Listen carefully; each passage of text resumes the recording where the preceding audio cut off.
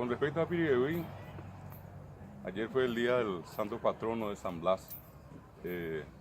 San Blas, aparte de ser patrono de Piribebuy, también es patrono de Itá y es patrono de Ciudad del Este, de Obligado, y después de otros distritos y compañías más pequeñas que existen en Paraguay.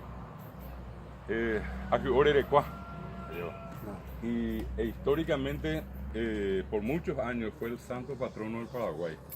Hasta que después, por distintas circunstancias, hasta políticas que se dan dentro de la iglesia, le dejó un poco de lado al patrono del señor San Blas como patrono del Paraguay. Sí, por eso. Y era el primero. Entonces, y la capital de la celebración de la festividad de San Blas siempre fue Piribebuy. Entonces, ese es un aspecto muy importante que hay que... ¿Fue Itá, David? No, Italia primero fue Piribebuy, la ciudad más antigua que tuvo como patrono originalmente al Paraguay es Piribebuy. Ahora, otra cosa importante, Piribebuy tiene en su haber un marcante. Yo creo que ninguno en Paraguay puede tener el orgullo que pueden tener los piribebuyenses, Piribebuyuá, que es la denominación de ciudad heroica, una ciudad heroica. Paraguay lastimosamente entró a una guerra, una de las guerras más tristes, más trágicas, más terribles, más criminales que hubo en la historia de la humanidad. No existe una guerra parecida a la guerra de la Triple Alianza, la peor de todas las guerras de la humanidad. Lastimosamente, muchas veces a nosotros nos ven en ciertos discursos, que hay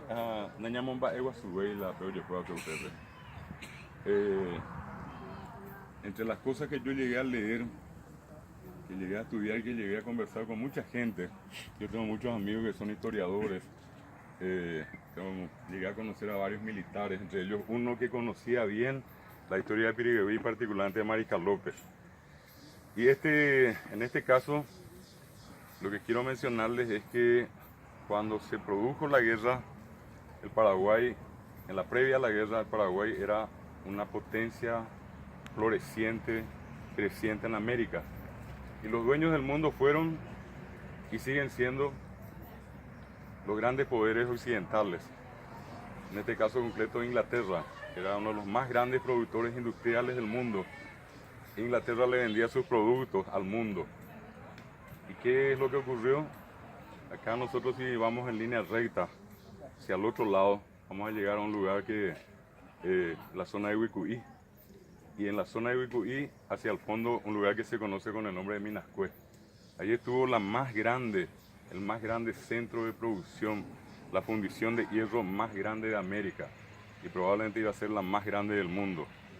Y en ese lugar, cuando los ingleses se enteran de que el Paraguay emergía como una potencia, entonces desarrollan todo un proceso diplomático que finalmente hace que Brasil, que tenía todavía una autoridad portuguesa, el caso de Uruguay y la Argentina, llegasen a un acuerdo, y parte de ese acuerdo era en algún momento apoderarse de todo el territorio de la antigua República del Paraguay, que era un territorio enorme, no este que tenemos ahora. Una gran parte del Paraguay quedó en poder de Brasil, lo que sería, por ejemplo, toda la zona de Misiones, Corrientes, Formosa, todo eso era territorio paraguayo, y al lado de Bolivia la misma cosa. Entonces, se hace todo un tratado, conocido con el nombre de Tratado Secreto de la Guerra de la Triple Alianza, perdón, y eso genera la guerra. Y la guerra en principio era contra el Paraguay, que era un poder floreciente, y vienen... una amenaza, ¿verdad? Sí, una amenaza para el poder europeo que era Inglaterra. Entonces se inicia la guerra en 1865 y viene por el sur, ¿verdad? Viene por la zona de Corrientes, entra al territorio paraguayo. En 1867 en Paso Pucú se reúne López con Bartolomé Mitre para ver si en algún momento se podía cortar esa guerra. Y dicen que en todo momento era la rendición de López y la entrega del Paraguay. Obviamente López no aceptó y la guerra continuó. Ya para ese momento, en territorio paraguayo, en la zona de Ñembucú, Uruguay prácticamente ya abandonó la guerra. Continuaron Argentina y Brasil, Y de esa guerra los argentinos llegaron hasta Asunción. Asunción, la capital del Paraguay. En la situación tan delicada que estaba, la capital pasó a ser en adelante aquel lugar donde estaba el mariscal López. López fue, para mí particularmente, el más grande héroe que tuvo el Paraguay. Se diga lo que se diga de él, López fue un gran héroe. Y López llega a Asunción, y cuando llega a Asunción, la guerra, se destruye todo. La guerra era de destrucción. La guerra no era simplemente matarle a la gente, era destruir todo lo que había. ¿Qué hace López? López comienza una retirada. Él venía. Y una cosa sorprendente es que en 1866-67 se produce un cambio en la guardia, en este caso el comando de la Triple Alianza, cuando el marqués de Casillas le escribe a Pedro II y le dice: yo hasta acá quiero llegar porque es imposible pelear con los paraguayos. Los paraguayos son muy fuertes, no se dan por vencidos. Nosotros nos vamos, los atacamos y ellos, como si fueran nada, se levantan y continúan. José Duígis Díaz fue el gran héroe que en Curupaytí hizo una de las más grandes emboscadas, donde cae una gran parte de la tropa de la Triple Alianza. Parte una victoria y otra, hasta que lastimosamente estas tropas también se volvieron mucho más fuertes. Se llega a Asunción, cuando López se muda a Luque. Luque pasa a ser la segunda capital, y de Luque hace una trayectoria que viene cruzando acá por Itagua, llega acá a Ascurra acá campamento Cerro León, y el campamento Cerro León llega a Piribehuí, la tercera capital de la República, la ciudad heroica. Cuando López llega acá, Piribehuí tenía más o menos en plaza a otro héroe que lastimosamente nadie lo conoce, muy poca gente lo conoce. El peor problema que tenemos los paraguayos es que nunca aprendimos a valorar lo que tenemos, la gente valiosa que tenemos. Y acá estaba Pedro Pablo Caballero, un comandante extraordinario. Y cuando López llega acá, ¿qué es lo que normalmente, vamos a suponer en esta familia, quién es la persona que en este momento, o quiénes son las personas que en este momento para ustedes son los más importantes? Díganme un nombre nomás acá, cualquiera que me diga, de todos los que estamos acá, ¿quién inspira más respeto en este momento? Por su edad, ¿quién? Tres tenemos. Y decime los nombres. Es mi madre Teresa, ¿Sí? Manuel, Sí. ya está, y que está en el carrito de... La silla de ruedas. Tres Va. tenemos. Vamos a Los suponer, pioneros, los pioneros. ahora le voy a plantear la siguiente situación. Están los tres, están acá, estamos todos acá.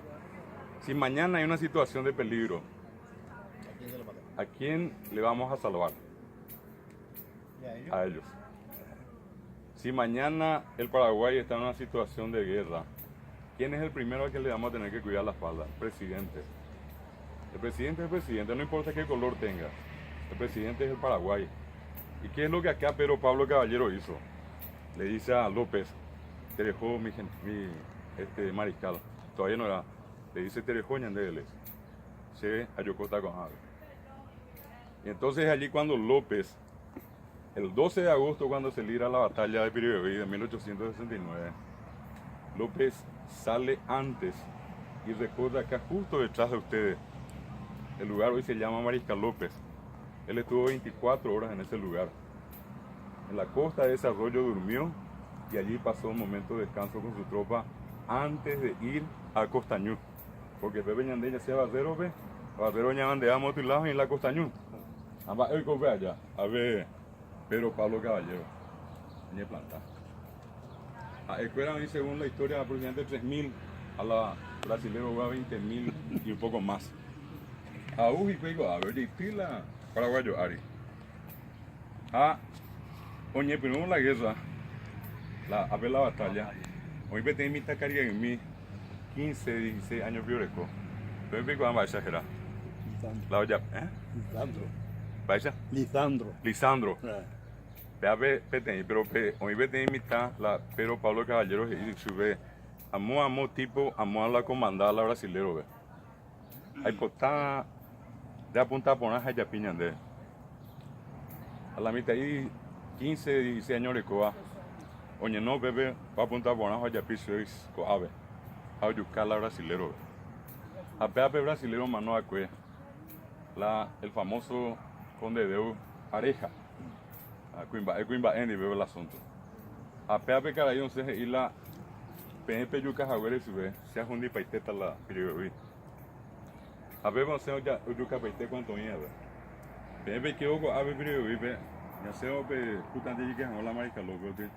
Y que de 50 metros en la monumento. Pepe que va yo en bebé. Está el sitio histórico. Pepe la oye yuca jaguere la gente.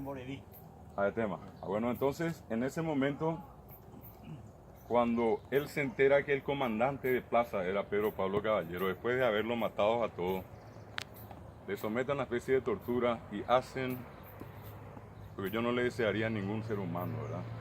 Le traen a la mujer de Pedro Pablo Caballero y la violan públicamente.